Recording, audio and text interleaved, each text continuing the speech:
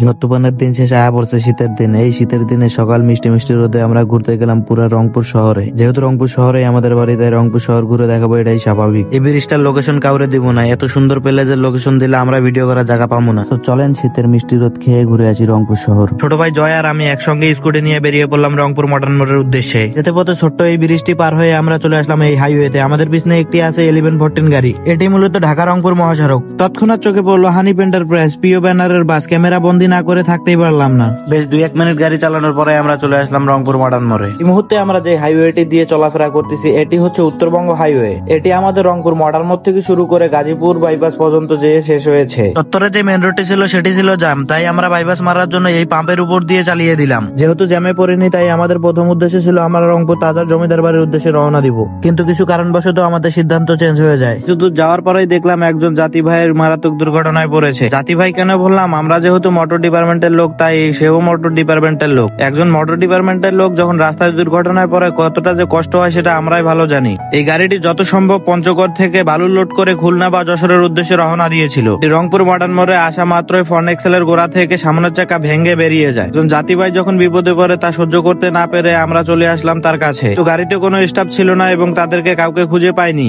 এই গাড়িটির কাছে অনেকক্ষণ ঘোরাঘুরি করার পরেও কোনো স্টাফের সঙ্গে যোগাযোগ করতে না পারায় আমরা কোনো রকম সাহায্য করতে পারিনি। যেখানে সাহায্য করতে পারবো না সেখানে দেরি করে আর লাভ কি, তাই আমাদের গন্তব্য স্থানের দিকে রওনা দিলাম। কিছুক্ষণ পরে আমি স্কুটি ছেড়ে দিলাম আমার ছোট ভাই জয়ের হাতে। সে কিন্তু বড় পাকা ড্রাইভার। আমার এই স্কুটি চালানো তার বা হাতের খেল, কেননা সে হলো ডিস্ট্রিক্ট ড্রাইভার। আমার গাড়িটার সাইজ হচ্ছে মাত্র 1.5 হাত। সে 20 ফিটের গাড়ি, একটি গাড়ি নিয়ে সারা বাংলাদেশ দাপিয়ে বেড়ায়। যাই হোক, ফাউবাচাল কম্পেয়ারে আমরা আবার রওনা দিলাম আবু সাইদ চত্বরে, যেখানে আবু সাইদ মৃত্যুবরণ করেছে সেই চত্বরের কাছে। যেহেতু মডার্ন মোড় থেকে আবু সাইদ চত্বরের ডিস্টেন্স খুব কম, তাই আবু সাইদ চত্বরে চলে আসলাম খুব দ্রুত। আমাদের পরের গন্তব্য হচ্ছে বেগম রোকেয়া বিশ্ববিদ্যালয়ের যে মেন গেটটি আছে সেটি নতুন করার পরে আমরা একবারও সেখানে যাইনি। এগুলো আমাদের এলাকার পাশেই, কিন্তু মাগার আমাদের ঘোরার সময় থাকে না, কারণ আমরা বিভিন্ন কাজে কামে ব্যস্ত থাকি। ছোটবেলায় পার্কের মোড়, বেগম রোকেয়া বিশ্ববিদ্যালয়, কারমাইকেল কলেজ, লালবাগ এগুলো দিয়ে বহুত ঘুরে বেরোইছি। আজকের আবহাওয়াটা এবং ওয়েদারটা এত সুন্দর, গেটটির দিকে যতবার দেখতেছি ততবারই দেখে দেখতে মন চাচ্ছে। এদিকে আমার ছোট ভাই জয় স্কুটিটা পার্কিং করতেছে আর আমি হাতে ব্যাট নিয়ে ঘুরতেছি। হাতে ব্যাট রাখার কারণ হলো আমরা কিন্তু রাত্রেবেলা খেলাধুলা করব ব্যাডমিন্টন। এই গেটের সামনে এক বৃদ্ধ চাচা তার মোজার কালেকশন নিয়ে বসেছিল আর আমার ছোট ভাই জয় সে মোজা কেনার জন্য সেই চাচার কাছে গেল। দামে না মেলার কারণে সেই চাচার থেকে মোজা কেনা হলো না, কারণ চাচা দাম চাচ্ছিল বেশি। একটু সামনে এগিয়ে দেখতে পেলাম অনেকগুলো শোপিস সাজানো আছে। সেই শোপিসের দোকানের সামনে যেয়ে দেখি এটি এক বড় ভাইয়ের দোকান।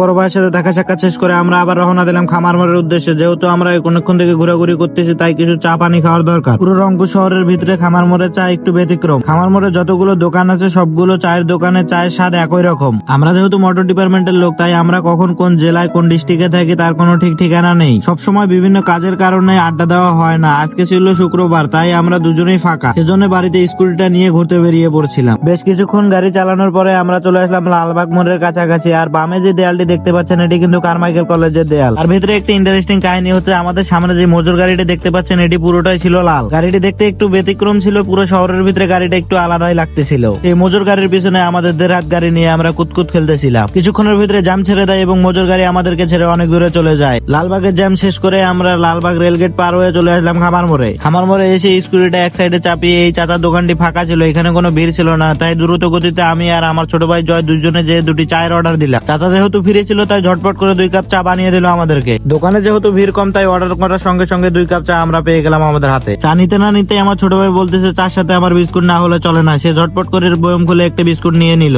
বিস্কুট খাওয়া শেষ করে আমাদের গন্তব্য স্থান হচ্ছে সুপার মার্কেটের উদ্দেশ্যে। আজকে যেহেতু শুক্রবার, ওকে বললাম যে আজকে সুপার মার্কেট খোলা নেই। উদ্দেশ্য হচ্ছে সুপার মার্কেট খোলা না থাকলেও আশেপাশে দোকানগুলো তো খোলা থাকবে, যেহেতু বিকাল টাইম। সুপার মার্কেট যাওয়ার উদ্দেশ্য হচ্ছে ব্যাডমিন্টনের যে ব্যাটটা আছে, ব্যাটটির সুতা খুব ঢিল, তাই টান করার জন্য সুপার মার্কেটে যাওয়া। ওকে এত করে বুঝাচ্ছি যে আজকে সুপার মার্কেট এবং আশেপাশে দোকানগুলো খোলা নেই, সে মানতে নারাজ। এক পর্যায়ে এই বিষয় নিয়ে আমার সঙ্গে তার তুমুল তর্কাতর্কি লেগে যায়। যাক, তর্কাতর্কি করতে করতে আমরা চলে আসি রংপুর শাপলা চত্বর। এর পরে গন্তব্য হচ্ছে আমাদের জাহাজ কোম্পানির উদ্দেশ্যে। অন্যান্য ডিস্ট্রিক্টের থেকে আমাদের ডিস্ট্রিক্টে খুব জ্যাম কম, যেহেতু লোকজনও কম তাই জ্যামও কম হবে, এটাই স্বাভাবিক। যখন আমরা বিভিন্ন ডিস্ট্রিক্টে যাই দেখি বিভিন্ন ডিস্ট্রিক্টে নানান রকম জ্যাম লেগেই থাকে। যাই হোক, সেদিকে আমরা রক্ষা পেয়েছি, কারণ আমাদের এই ডিস্ট্রিক্টে এত জ্যাম নেই। দেখতে দেখতে কিছুক্ষণ গাড়ি চালিয়ে চলে আসলাম জাহাজ কোম্পানির মোড়ে। দেখতেই পাচ্ছেন কত ব্যস্ততম এরিয়া, তবুও যানজট নেই। কিছুক্ষণ গাড়ি চালিয়ে চলে আসলাম পায়রা চত্বরে। এটি হচ্ছে আমাদের রংপুর পায়রা চত্বর। এখানে মোটামুটি 2-1 মিনিটের জাম পেতে পারে। যাই হোক, কিছু দূর যেয়ে দেখতে পেলাম এই বেলুন গুলো দেখতে অনেক সুন্দর লাগতেছিল। এখান থেকে সুপার মার্কেটের গেট দেখা যাচ্ছিল। দেখতে পেলাম যে সুপার মার্কেট বন্ধ, তার সঙ্গে বাজি লেগেছিলাম ছোটখাটো। স্কুটি ঘুরিয়ে আমরা রওনা দিলাম আমাদের বাসার উদ্দেশ্যে এবং যেতে যেতে পথে কেজি মার্কেট পড়বে, কেজি মার্কেট থেকে সে শীতের কাপড় কিনবে। উপরে থেকেও যারা কেজি মার্কেট চেনেন না তাদের উদ্দেশ্য বলতেছি, শাপলা থেকে রংপুর স্টেশন যাওয়ার পথে 2 নম্বর ক্যাম্প পড়বে, সেটাকে কেজি মার্কেট বলা হয়। শাপলা থেকে কিছুক্ষণের মধ্যে আমরা কেজি মার্কেটে চলে আসছি। আর এই যে দোকানগুলো দেখতে পাচ্ছেন এগুলো কিন্তু পুরান গাইড ভাঙে, এগুলো শীতের কাপড় পাওয়া যায়। প্রচুর শীত পড়েছে, সে যেহেতু জ্যাকেট নেবে তাই একটি দোকানে চাপালাম, চাপিয়ে সে জ্যাকেট পছন্দ করতেছে কিন্তু তার জ্যাকেট পছন্দই হচ্ছে না। সেখানে জ্যাকেট পছন্দ না হওয়াতে আমরা আমাদের গাড়ি ঘুরিয়ে আবার রওনা দিলাম আমাদের বাসার উদ্দেশ্যে।